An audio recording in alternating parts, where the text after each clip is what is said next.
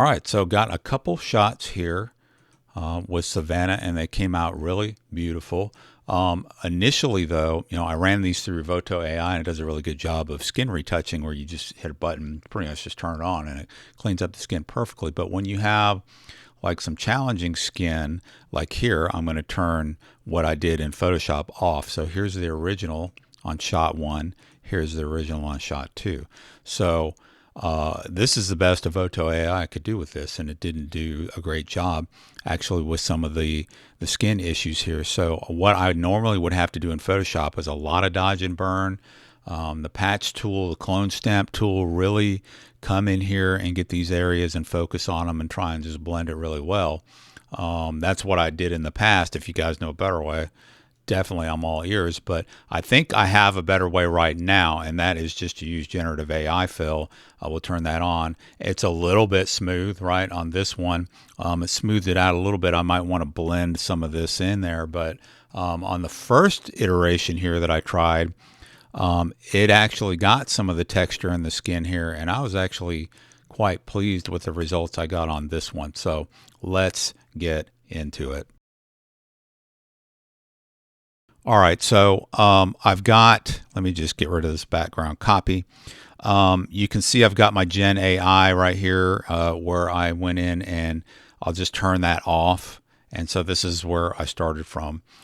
So let me show you. I just kind of had an idea. Why don't I just use the AI in Photoshop and let it see what it can do? Okay.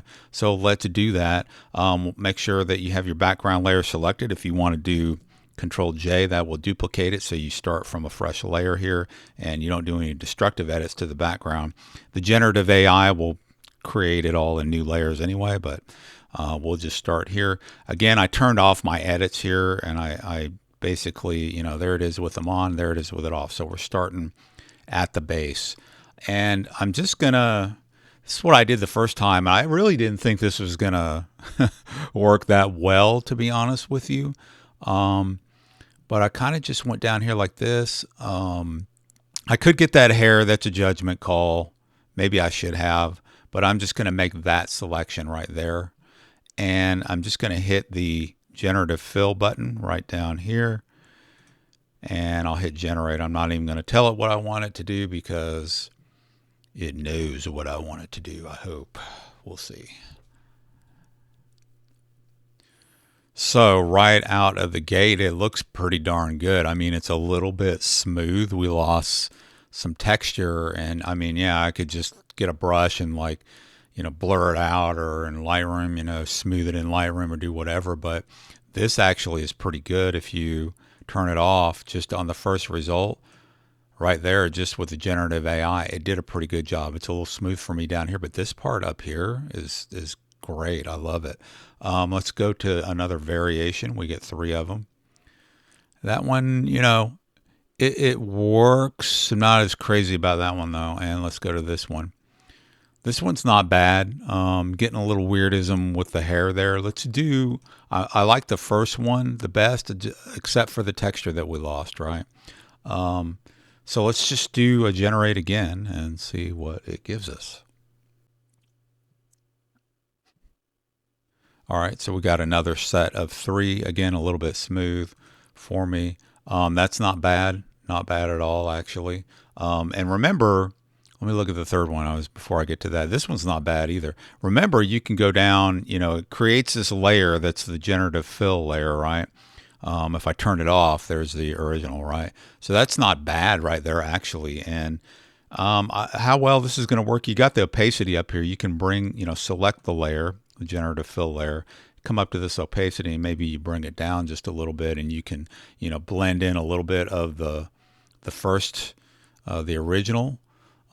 So we get, there's the original. We turn the opacity all the way down. There's all the way up. I mean, we could bring it down just a little bit if you want to try to blend it some more, right?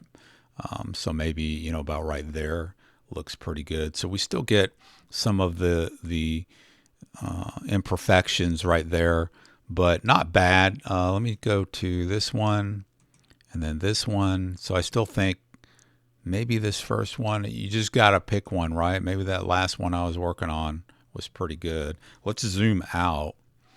These things tend to be more noticeable actually when you zoom out. So I'm just gonna, so that's the original. So saved a lot of time, just like that. You could go in then, there's still a couple spots and you could just dodge and burn maybe these couple spots, or maybe even do a Control Shift Option E or Alt E on Windows. That's gonna give you a new layer here to work in, right? You could come in with, say, I don't know, let's just try the remove tool, right?